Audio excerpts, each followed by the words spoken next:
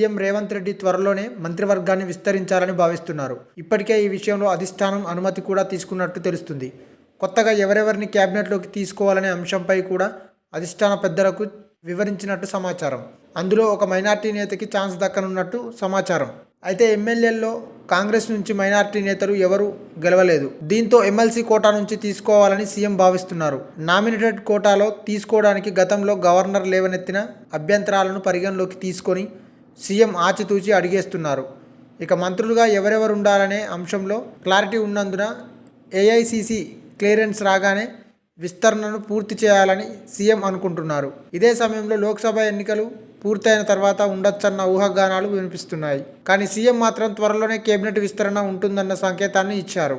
ఇక కొత్తగా మంత్రివర్గంలోకి తీసుకునే 6 ఎవరనే అంశంపై పీసీసీ, ఏఐసీసీకి ఏకాభిప్రాయమే ఉన్నది. ఈ విషయమై రాష్ట్ర జాతీయ నేతల మధ్య చర్చలు కూడా జరిగాయి. మైనార్టీ కమ్యూనిటీకి చెందిన వ్యక్తిని నామినేటెడ్ కోటా నుంచి ఎంపిక చేయడంలో పొలిటికల్ యాక్టివిటీస్ అడ్డుపడుతున్నాయి. షబీర్ అలీ, అక్బరుద్దీన్, ఫిరోజ్ ఖాన్, మస్కత్ అలీ, జాఫర్ జావిద్ తదితరుల పేర్లు చర్చలో నలుగుతున్నాయి. ఎమ్మెల్యేగా ఓడిపోయిన వారిని తీసుకోరాదనే నిబంధన ఇబ్బందిగా మారింది.